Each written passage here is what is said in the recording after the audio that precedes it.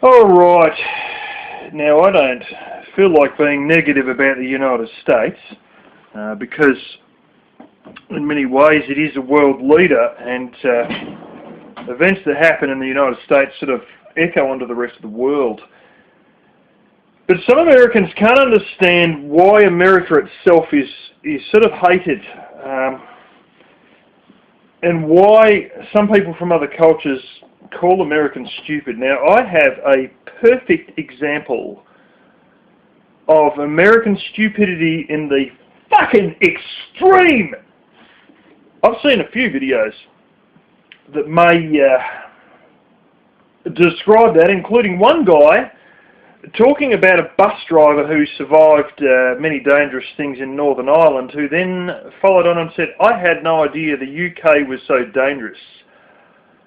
Dude, you're in your 30s. If you've never heard of the North Ireland conflict, you've got a very closed world. And that is why, internationally, some Americans, or some people, don't like Americans. It is because of their sheer, absolute, shockingly low knowledge of anything outside of America, the United States specifically. You know, some Americans don't understand basic things about Canada that I understand, because a lot of the Canadian political and social structure is very similar to Australia, as multiple former British colonies are fairly similar in their structure. It's amazing that these places are sometimes, only a few miles that way, and yet you've got Americans who don't really quite understand it, because it's just this bubble. This is why they sometimes refer to things as Planet America, because they're on their own little world. Now, I have, aside from the guy making the video on Northern Ireland, my sister has a friend whose father is American and mother is Australian, and they live over here. But she grew up with her initial days, in the United States, and on occasion goes back. And she has had girls in America, American teenage girls, ask her that when she was born, they assumed she was born with the American accent, and she had to learn the Australian accent, because everybody knows that white people are born with an American accent. Holy smoke! Some white people are born speaking German or French. You think if a Spanish baby was brought up in an English household from the day of its birth, it might come out speaking like a Mexican? What is it? What are you fucking insane? I know they're only teenage girls, but just this sort of ridiculous shit is unbelievable. Now, I have a video on my screen right now, and I'm claiming fair use under the section of law that I can't remember, showing... oh man, I tell you what, this girl probably shouldn't set foot back in the country if anybody has watched this sort of stuff, because... oh, they're happy people, but someone will have to slap her for what she's about to say. She's talking about learning Bislama as a Mormon. Now, Bislama essentially is Pidgin English. It's basically more or less identical to Solomon Islands Pidgin English. There's just a couple of words that they say a little bit longer, and in effect it's more or less just a change of accent. That means these words are said in a slightly longer form. There's only about 4 words that are said in a slightly longer form. Belong becomes... the word belong, which they use a lot, because it's simplified grammar with Pidgin English. Instead of saying belong, they say blong for Vanuatu. But in the Solomon Islands, they'll say blo. And essentially, they're the same thing.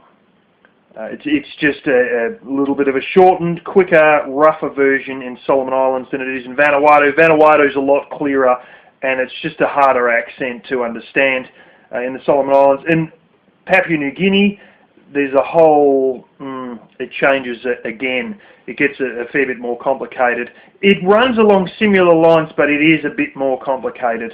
But once again, it's just another form of Pidgin English. Now look at the insulting, brainless shit coming out of this Mormon girl from the United States.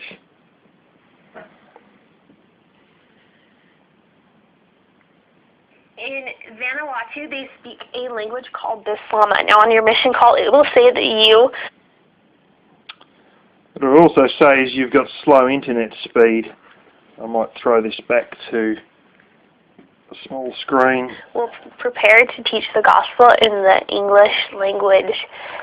That is a lie. No. What's a lie is that you are too stupid to understand that there's any more than one version of English in the world.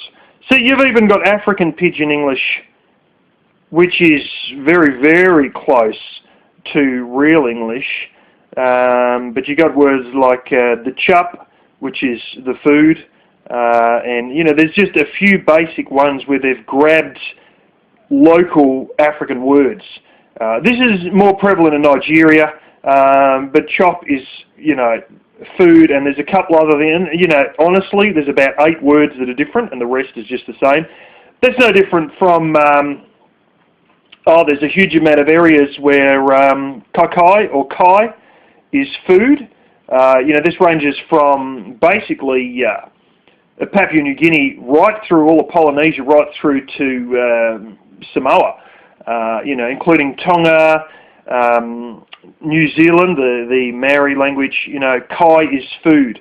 And there's a fairly common thing, and even Aboriginals do it too, where instead of saying it once, they'll say the same thing twice.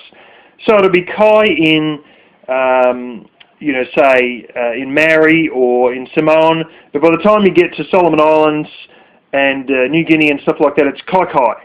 And you'll notice Aboriginal language, they have things where they double up, they say the same word sort of twice. But Aboriginal is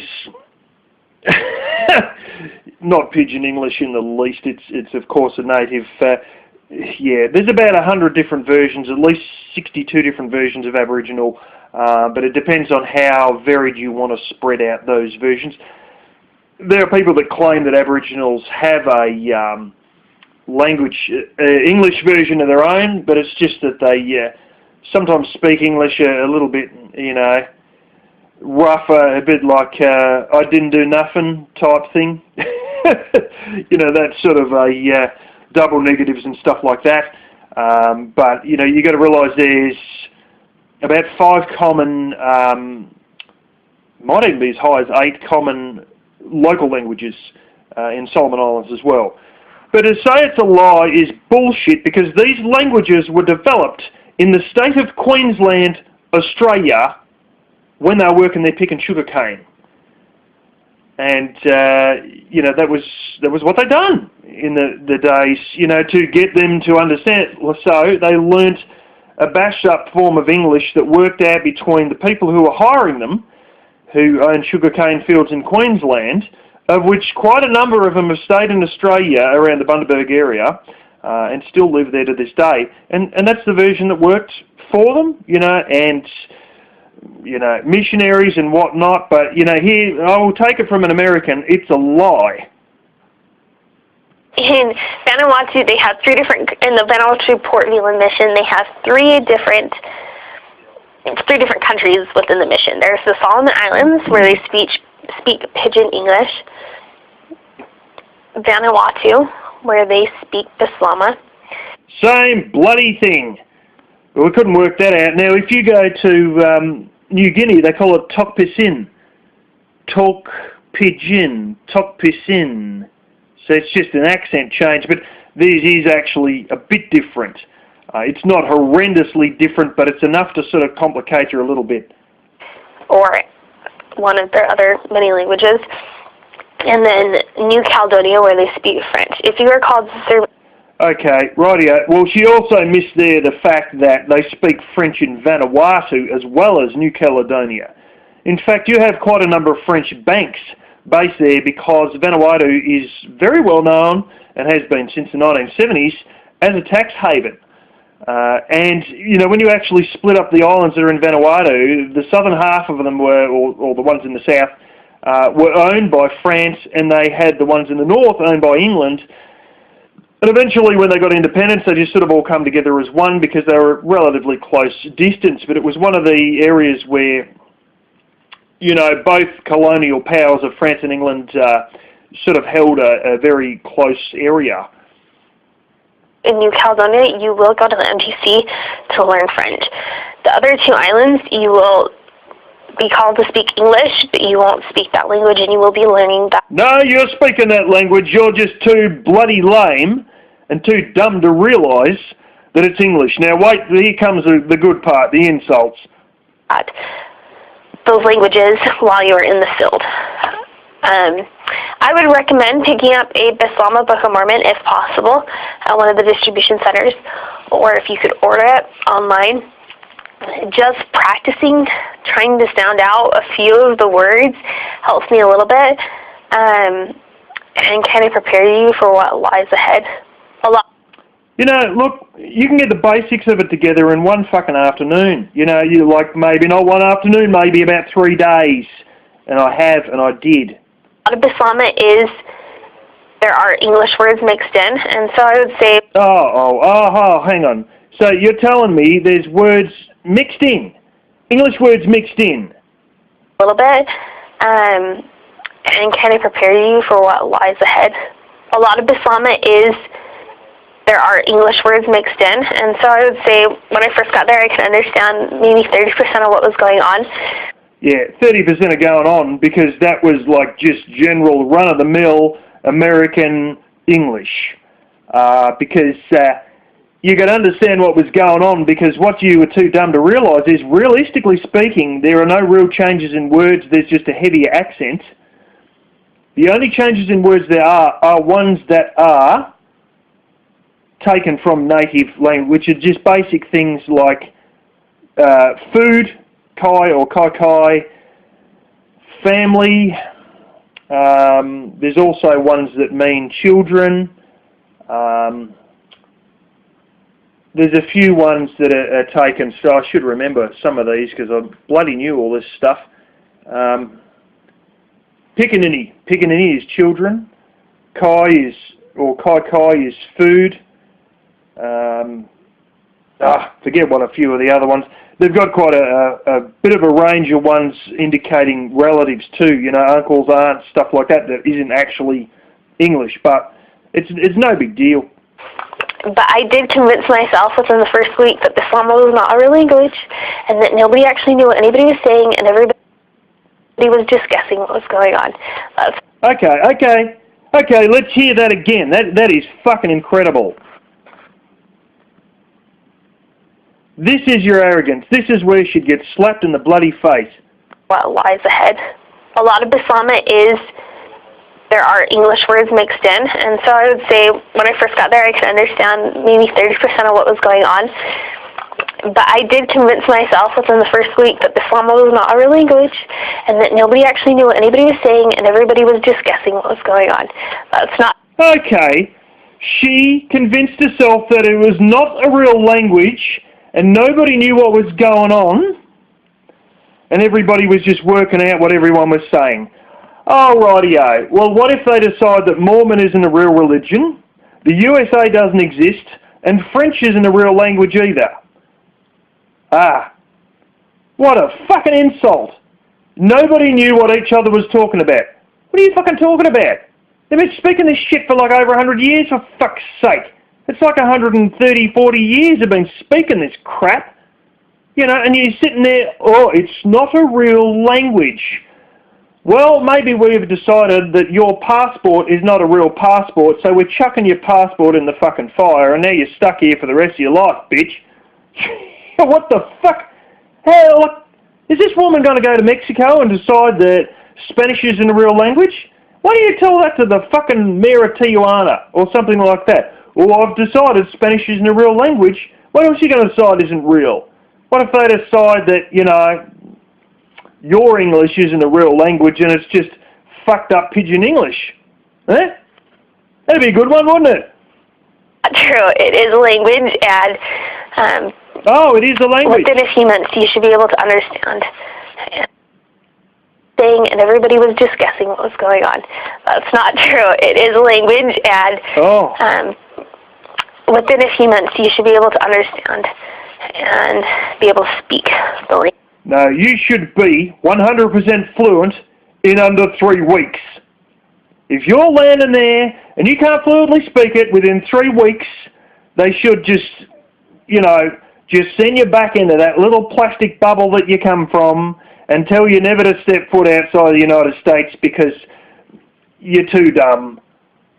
Honestly, if you can't grasp that language within 3 weeks, your brains are rotten because it is literally 90% English with a fairly mashed up grammar. And if you can't understand that bit of a change in grammar, because this change in grammar makes it simple for people to understand by reducing the amount of words that are used, and basically your tenses, your past, your present tense, a lot of that crap is thrown out the window.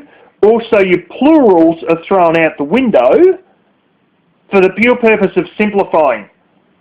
Now there are ways that they do deal with the tense, but instead of having, each word change for the tense, they just say the word and then it's followed by before or followed by after or followed by something like that. Or sometimes it's prefix, it's ahead of it, if it's before or current or after. And often they use, I think it's current and after are the same damn tense. And they only tell you if you, there's a particular one where you, what is it? It's on the tip of my tongue. Suppose you go to market, me fella come too, which basically means suppose you go to the market. If you're going to the market, me fella, me and my associates, are going to go with you, basically. And this is, it's just, I picked up the basics of Spanish with 2 months of self-teaching, and I can still now, 2 years later, this is like the end of, holy shit, what was it? Like the end of fucking 2017, and 2 years later I can still watch and understand good chunks of Spanish videos on YouTube, and it was a lousy couple of weeks of self-taught, Language. Anyway, I discovered it is a real language. Yeah, well, thank God you discovered it was a real language. One of these days you might actually find that, that booger's coming out of your nose was something that's real as well. I mean, fuck me. I tell you what, there's some people that the rest of the earth needs to be spared from, and I think she'd be a prime example. It's just, my God, if you're that dumb about the rest of the planet, don't go insulting American intelligence by you going overseas and accusing people who are speaking English they learnt in fucking Australia of not, not speaking a real language because it's not your polished little stuff that you have in your little world, I mean, you've got to go to England, Ireland and Scotland, particularly some white trash areas of Scotland, and you will see English that's probably more fucked up than you'll see in Vanuatu. I think it's easier to understand some Pidgin English than understand some really hard versions of Scottish accents, and I have watched stuff that it was actually easier for me to understand Vanuatu Pidgin English, which is a clearer version of the versions of Pidgin English than it is to understand some of these Scottish people, honestly. But anyway, That's the sort of brains that you don't want on display as an example of an Americanism outside of America. That's the sort of brains and ignorance that you don't want representing you internationally.